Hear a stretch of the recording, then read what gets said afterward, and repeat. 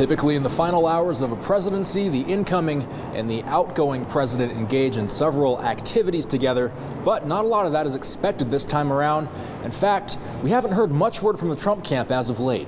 He's not on Twitter. He's not on Facebook. He's not on social media sites. So this is the first time where he's more quiet. And I think the American people are trying to digest what does that mean for his plans. President Trump's presidency has been unconventional in many ways, and his farewell to the White House is expected to be the same. Now, as I prepare to hand power over to a new administration at noon on Wednesday, I want you to know that the movement we started is only just beginning. The White House releasing a taped farewell address Tuesday afternoon, where the president says he's praying for the Biden administration's success in keeping America safe and prosperous.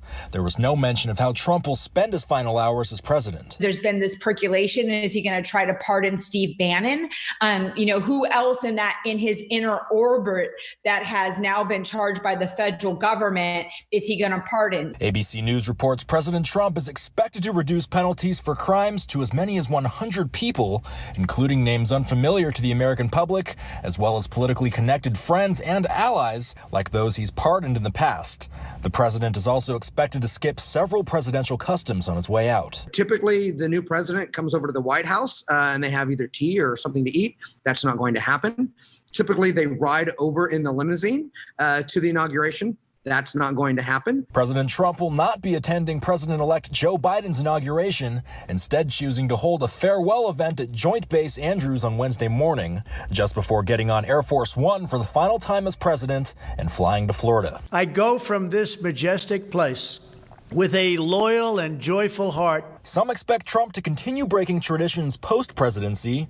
Political science teacher Jeremy Adams says most former presidents share a certain camaraderie. For example, every living former president had a luncheon with President Obama in 2009, but he doesn't expect the same for Trump. And I think you're not going to see much of a relationship between Donald Trump and all the other former presidents that has been so pivotal in so many different ways in the last 30 or 40 years. Now, the Trump presidency will be ending on Wednesday at 9 a.m. Pacific time. Any last-minute executive orders that come from President Trump, our political experts say, will not matter because the Biden administration will just ignore them. In downtown Bakersfield, Austin Westfall, 23 ABC, connecting you.